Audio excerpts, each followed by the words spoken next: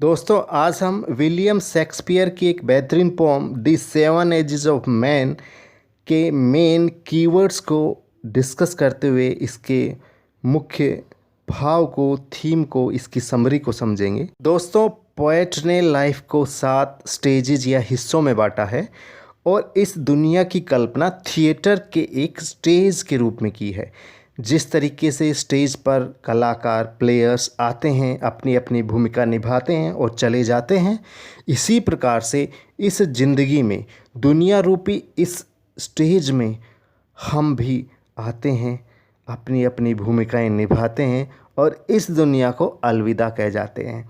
हमारी एंट्री हमारे बर्थ से होती है और हमारी डेथ के साथ हम इस दुनिया रूपी स्टेज से एग्जिट कर जाते हैं, अलविदा कह देते हैं। सबसे पहली स्टेज इन्फेंट की अर्थात एक शिशु की होती है, जिसमें वो हेल्पलेस होता है अर्थात अपने सभी कार्यों के लिए दूसरों पर निर्भर करता है तथा अपनी माँ या नर्स की गोद में चिल्लाता है, उल्टियाँ करता है।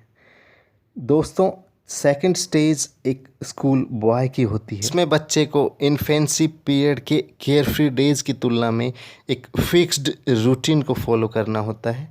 इसी कारण वो कंप्लेंट्स करता है, स्कूल जाने में आनाकानी करता है, उसका चेहरा चमकता है, लेकिन जब वो बस्ता लटकाकर स्कूल की तरफ चलता है तो एक स्नेल की भांति, एक घिंगे की भांति रेंगता हुआ धीरे धीरे स्कूल की तरफ बढ़ता है। दोस्तों थर्ड स्टेज में मानव अपनी भूमिका एक इमोशनल लवर के रूप में निभाता है।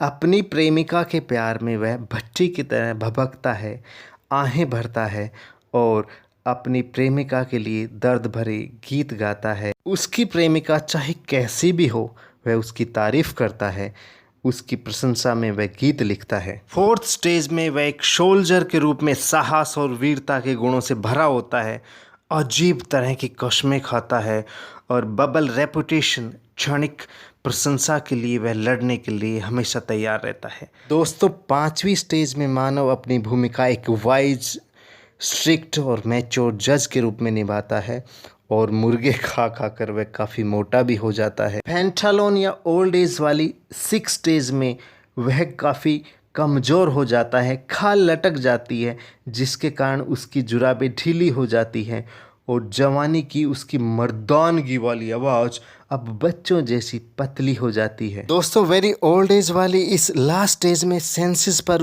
नियंत्रण अत्यंत कम होने के कारण वह दूसरों पर निर्भर हो जाता है। इसीलिए पोएट ने इसे सेकंड इन्फेंसी कहा है और इस तरीके से उसकी घटना भरी जिंदगी का अंत हो जाता है और वह जिंदगी के स्टेज में अपनी भूमिका निभाकर दुनिया को अलविदा कह देता है।